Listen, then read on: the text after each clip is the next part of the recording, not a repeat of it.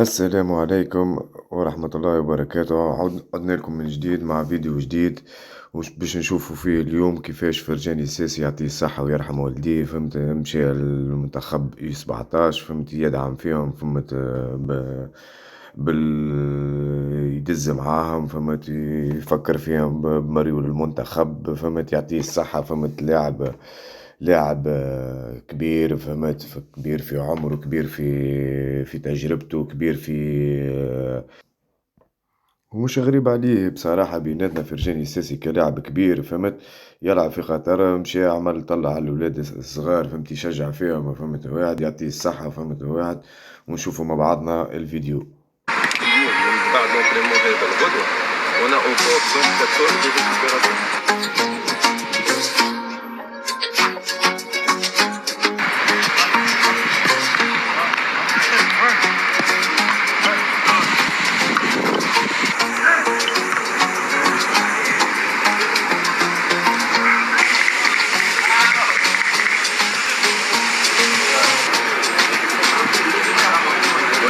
عندنا ثقة فيكم إن شاء الله.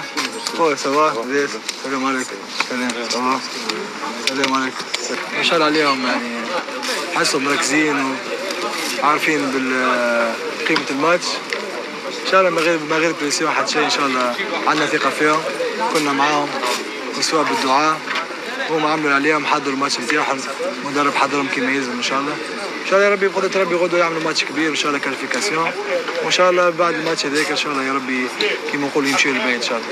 تونس كل معاكم ونحن معاكم باذن الله، عندنا ثقة فيكم ان شاء الله تمشيو للبيت. تحية تونس. باهي، كيما شفنا مع بعضنا كيفاش فرجاني الساسي يعطيه الصحة مشى عمل طلع على الكيب ناسيونال الأصاغر، فهمت، يقدم لهم في الدعم ويدز معاهم، ويفكر فيهم بقيمة المريول المنتخب الوطني التونسي وقيمة الدرب التونسي، ويلزمهم يلعبوا بجرينتا، ويلزمهم بيلعبوا ويعطيوا كل ما عندهم، فهمت، لأجل الدرب التونسي.